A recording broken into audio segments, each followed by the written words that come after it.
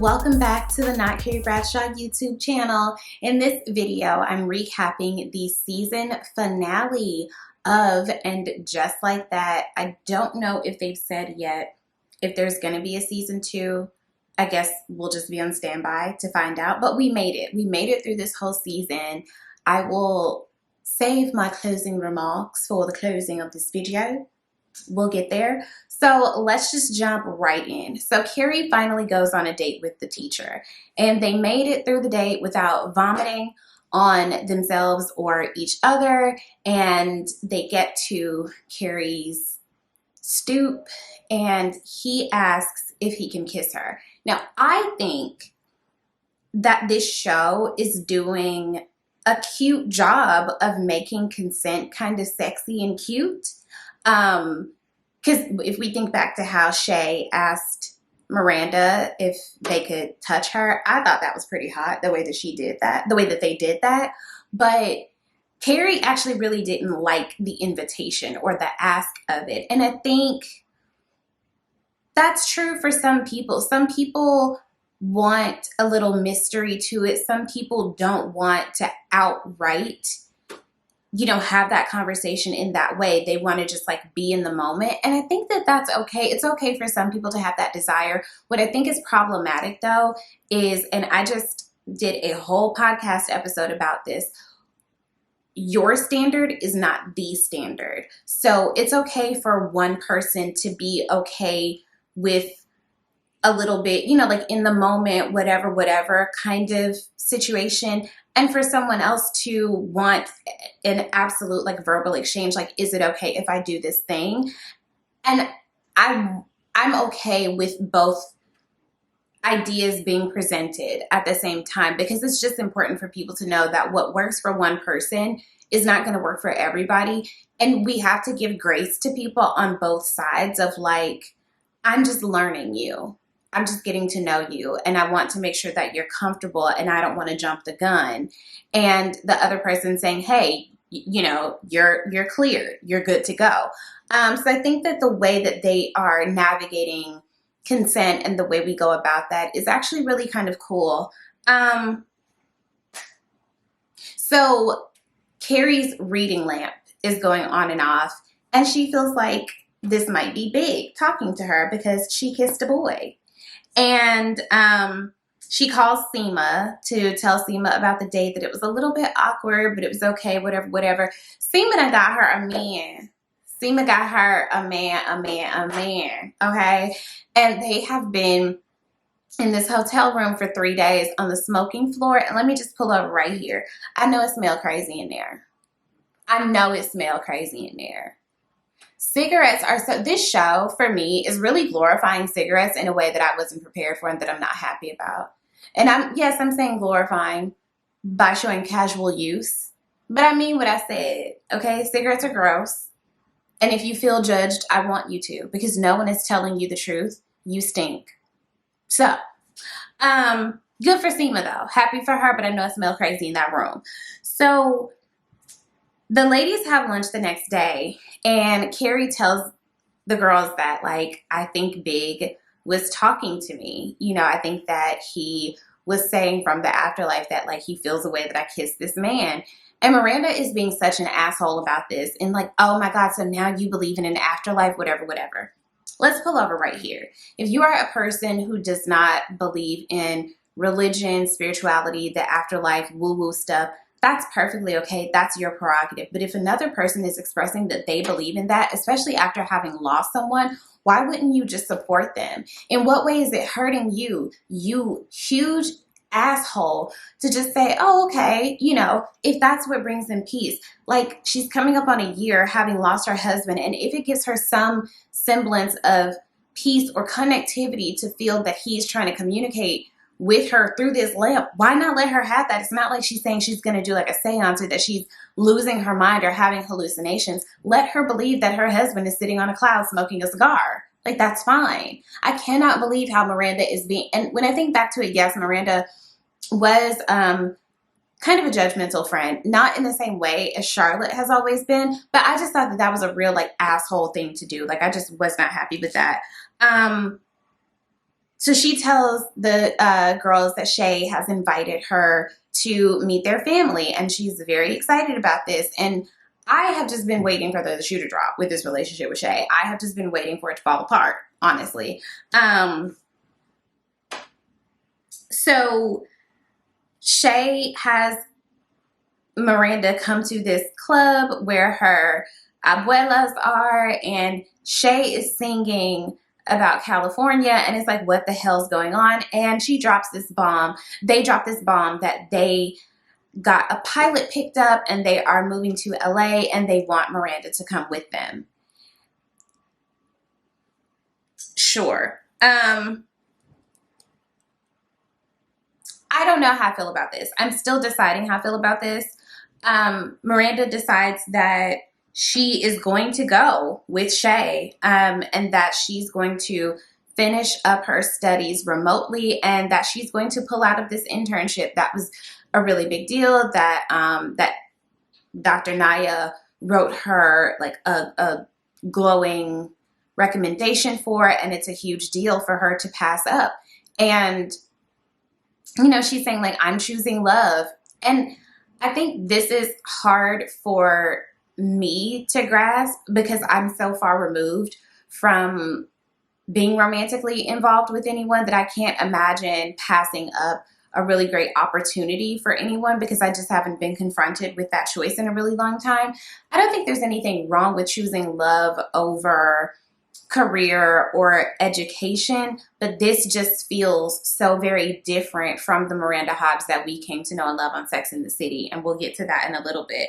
So Dr. Naya reveals that her and Andre are separating because they want to see if, you know, what it feels like to be without each other based on this hypothetical baby. And I'm sad about that, but I honestly think that it's for the best, because they reached an impasse where it was like, no, I really want a baby and I want to keep trying.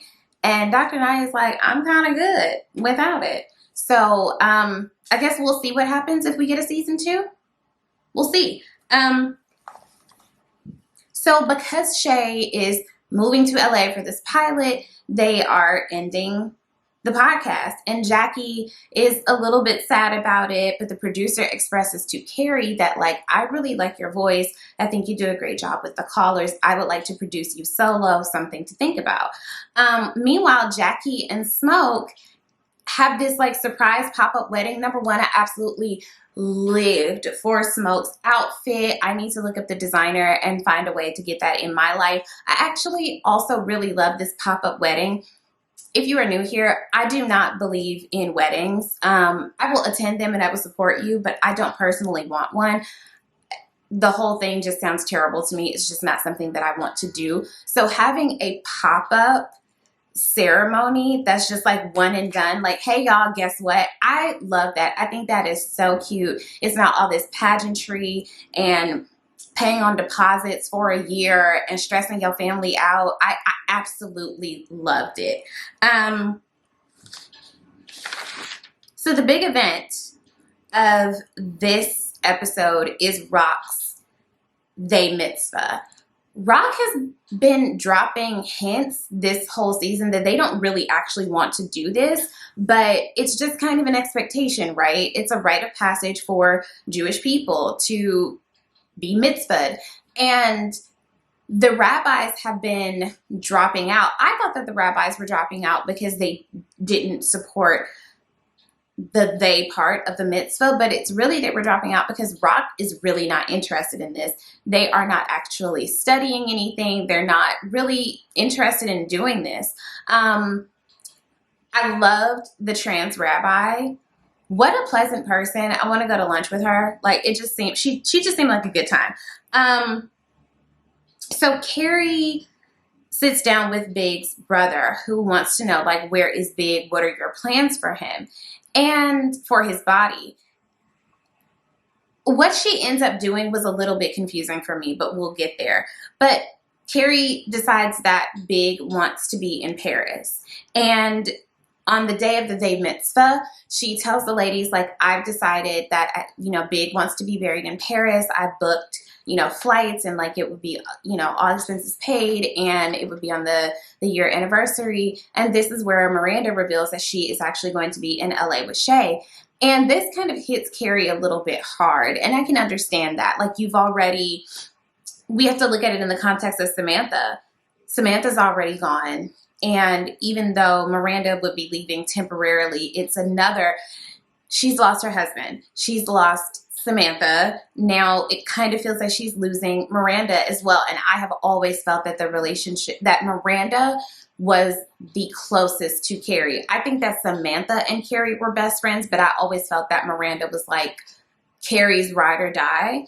And, true to form, Miranda's like, listen, I can still fly like from LA, like I can do it. And Carrie's like, no, like that's just too much.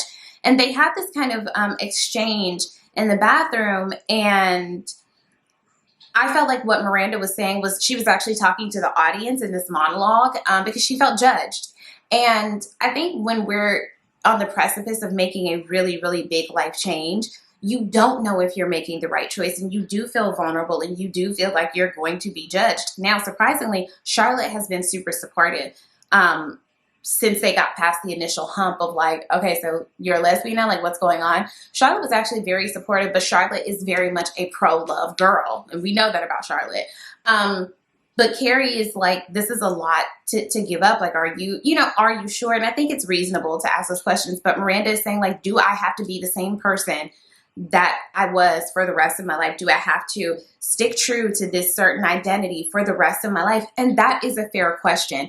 And as a fan, and as specifically a fan of the Miranda Hobbs character, sure, it's something to consider. Is it fair for us to expect for this character to be this one way for the entirety of her life? Maybe that's not a fair expectation, but I think a part of the reason why we lean into these shows where the characters have such strong identities, it's just a little bit of a sense of stability. And when they are no longer who we believe them to be based on their character development, it is a little bit jarring, because it's like, bitch, this is not who you told us you were. And like, we just trying to get adjusted to the ride. Like, Miranda Hobbs from Sex and the City would not pass up work, she's much more of a pragmatist. And I think that maybe that's a part of like what the evolution of this character is supposed to be, that you don't have to remain one way for the rest of your life. You can't just completely jump out of nowhere and do and be a whole other bitch. And like, that's fine. But I'm still frustrated with how Steve has been treated. I'm biased. I like Steve. So yeah, I really think that Miranda was actually talking to the audience with that monologue when she said that. And it was like, bitch, I hear you, but this is an adjustment for me. No tea, no shade. So at the day mitzvah, this is really expensive, like huge to do. And I'm going to be honest, a part of me has always kind of wanted a mitzvah. I am not Jewish, but it just looks really fun. And I do think that we as African Americans should come up with like our own rite of passage for teens, you know.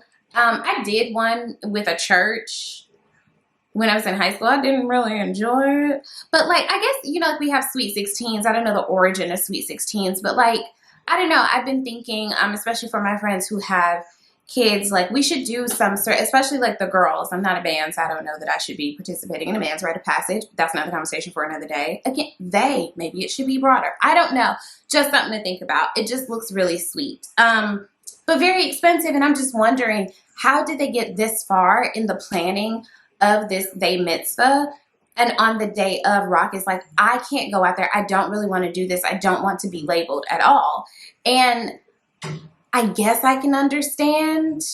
And as intellectually, I get what they're saying. But it's like, oh, okay, sure. But like, we done spent all this money and gathered all these people here. So we about to do something. What did Denzel say? I'm leaving with something. So, of course, they decide to just make this day about Charlotte, because everything's always about Charlotte. And y'all know how I feel about her. Okay, so.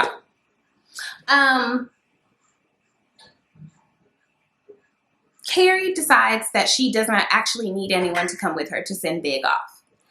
And she sends Big off in Paris very fabulously. I think that this dress is Valentino, or was it Oscar de la Renta? Either way, I absolutely loved the look. I loved the hair. I love opera gloves. I love the color combination. I love the volume of the dress. I love the bag that she put his ashes in. I loved everything about this. And I also really love Paris and cannot wait to go back. So while I have you, please join my Patreon and give me some money so I can go to Paris. Go back to Paris. After this, for the second time in this episode, Carrie reaches out to Samantha and says, like, hey, I'm in Paris. I'd like to have a cocktail. And they make plans for the next day. This is the first time she reached out to Samantha was to say, like, she kissed a boy, and they had this very sweet exchange. I find the text messages with Samantha very charming, and I find it a really cool device to keep a character alive without that character being present. And I think in a very meta kind of way, we do that a lot, like especially with the pandemic, where we couldn't be present for a lot of people who we loved. And that's one of the benefits of technology, is that time and space aren't such a huge thing, is that a person can still be there even if they're not there. And I wonder if this is something that we've ever like seen done before, you know, like in this medium. So I really like that even though it's just via text, we have a way to keep Samantha alive. And I found the responses to be very true to Samantha. She's always like the comic relief and the, oh, it's not that big of a deal, you know, kind of person. And I'm happy that we left off in this way where Samantha opened the door again for their friendship. That just made me really happy. And I know Kim Cattrall is just like, I'm done with y'all hoes, but I love that the character of Samantha was still kept alive just a little bit, like via text. And you can tell that, you know, Carrie felt some relief at like, oh, finally, you know. So Carrie starts the solo podcast, and you know, we'll see how that goes. And as she's leaving, she kisses the producer, and there isn't an invitation. There isn't a can I kiss you? It's not this like, you know, newfangled thing, I guess. It's like how older people might, you know, refer to general respect and consent for people. But, and just like that, she kisses this guy. And I guess, you know, that's our cliffhanger to see, like, you know, what happens next. Miranda dyes her hair back red, and she's about to, you know, go across the country with Che. And I am wondering, like, what is Miranda gonna do in LA, child? I guess we'll see if we get a season 2. And overall, this was fun. This was cute. This was entertaining. This was not groundbreaking. This was not must-see TV. It wasn't evolutionary or anything like that. It was simply entertaining. It was cute. It was fine. I see people in the comments like, oh my God, this show is utter trash. Da, da, da. And like, that's fine if you feel that way. It was just something light to watch and to have conversation with people about, because it's such a beloved. Sex and the City is like this, it's like iconography for American television. And even though I'm not super on board with all the reboots, it was just a cute, fun thing. It's fine. We had to look at clothes and, you know, revisit some people. It was fine. It was fine. And I got to have some, you know, some content, and I got to talk to some of you guys, and so many new people have come to my channel and subscribed. So yeah, all in all, not a bad look for Not Carrie Bradshaw. Ho! So, thank you guys, and stay tuned. I'm definitely going to be putting out more content. I'm not sure what show I'm going to recap next. I'm definitely anxious for P-Valley to come back. I will be recapping the next season of P-Valley, but I don't think that's coming until fall. So in the interim, I will find something for us to talk about. So make sure you come back and check in with me. Make sure that you are subscribed. Let me know your final thoughts. # Jerry Springer voice. And I'll see you guys soon.